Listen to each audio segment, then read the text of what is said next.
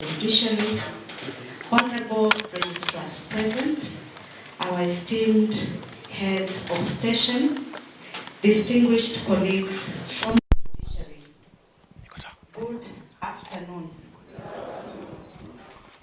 Let me start by thanking the Honorable Deputy Chief Justice for finding time to be here with us today to preside over the closing ceremony of the 11th Heads of Station Forum. The participation of the judiciary's top leadership in this forum is not something we take for granted. I have been to the annual Heads of Station before, but I must say that this was totally different for me, being that I was here in a different capacity. In the past, I could sneak out from time to time, knowing that someone else in the room was responsible for what was happening.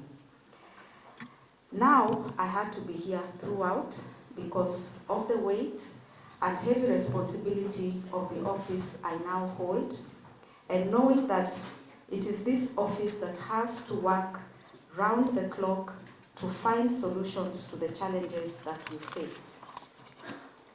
I have no regrets though, and I have loved every moment I have been here. I enjoyed the interactions, and I'm happy to have met each and every one of you. The program was as rich as it was interesting, bringing together aspects of our work, our personal life, and our health.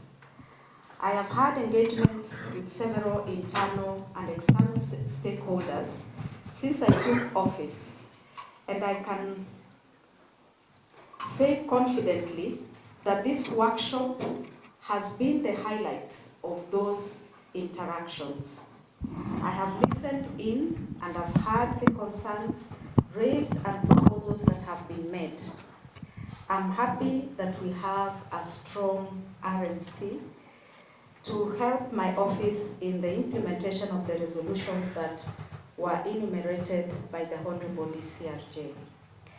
As is evident from the presentation from the DCRJ on the resolutions, we captured the key issues and we will ensure that action is taken. In addition to what he has presented, I would like to lay a bit of emphasis on a few issues. First is on the issue of socialization on STARJ and culture change. STARJ opens a new chapter in the ongoing transformation of the judiciary and the administration of justice, and it is of utmost importance that we carry everyone along. We will therefore give priority to the development of a curriculum that will guide the socialization program in order to sensitize all our judges, judicial officers and staff on the blueprint. Secondly, there was the issue about a proposal to ring-fence station team building funds.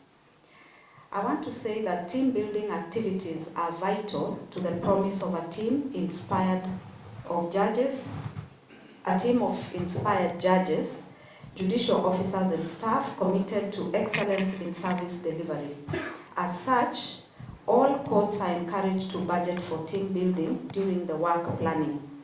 I have approved many of these during my term in office, and we have not declined any funded team building activities. However, we need to balance this important exercise with our core mandate to ensure minimum disruption of court services as far as possible, to ensure that no matters are taken out of the cost list. Kindly give us sufficient notice of at least 3 weeks. This is what we'll be asking for.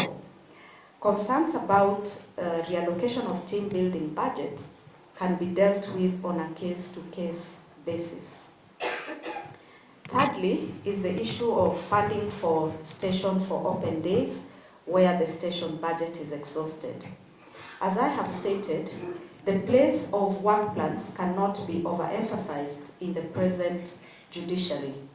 Where we are heading, work plans are of utmost importance, and everything should be in the work plan to avoid knee-jerk reactions to budgeting.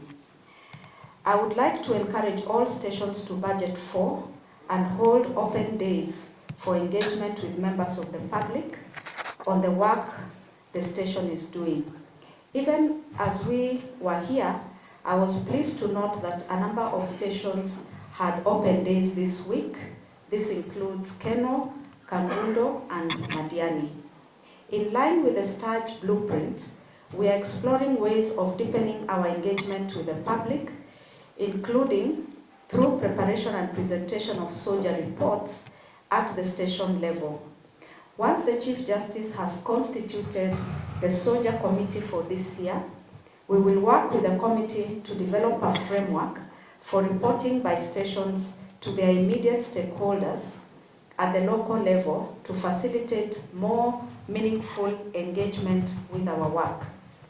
Deeper understanding of our work at this level can increase confidence in the judiciary, foster better understanding of our successes and challenges, and help with our resource mobilization.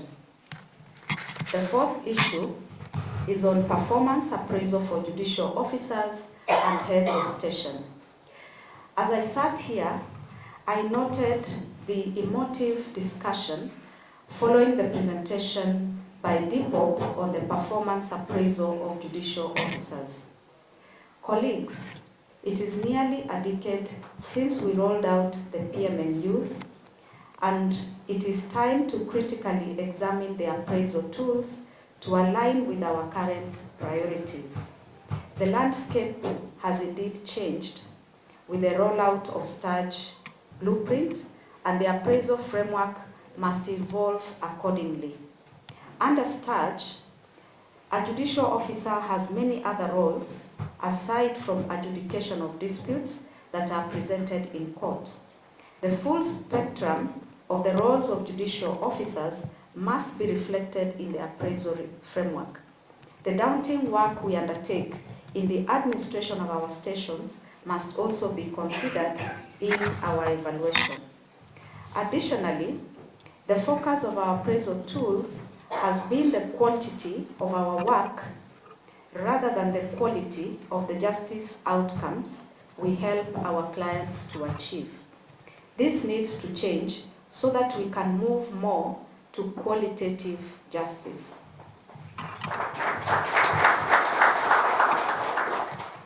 I also agree that we need to re-examine the weighting of court cases handled by judicial officers. No two cases are alike, and we need to look at the nature and complexity of each case, number of parties, and other parameters that will help us better appreciate the amount of work it takes to conclude each case.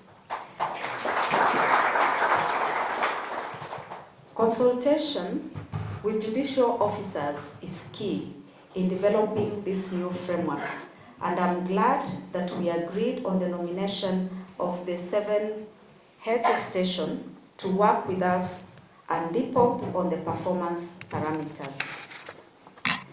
Fifth is the issue of staff training on ICT and data entry. Colleagues, the new judiciary is now driven by data.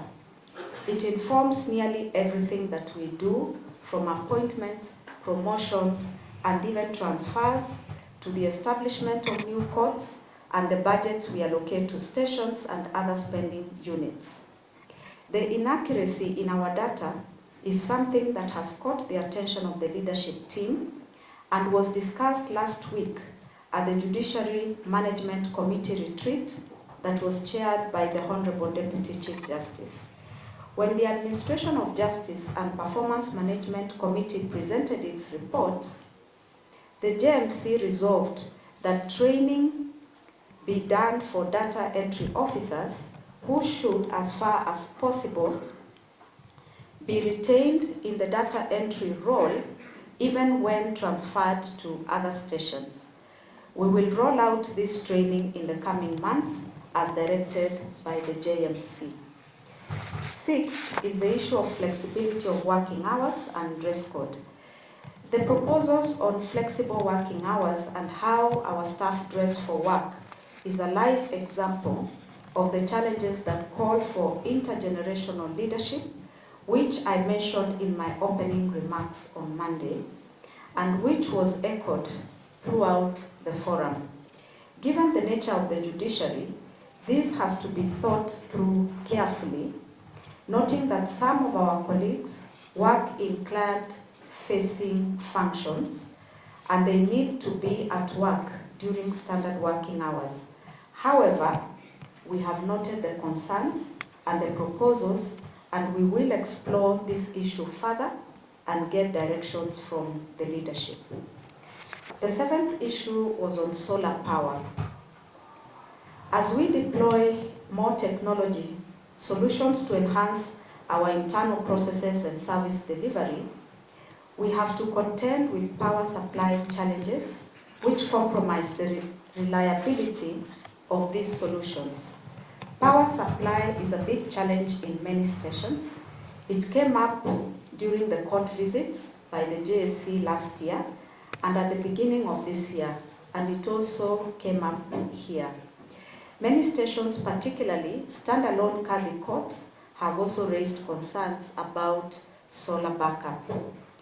I will task the Directorate of Administration and Security Services, DAS, to review the current solution to ensure we have a cost-effective yet reliable solar power solution which can be deployed in as many stations as are in need.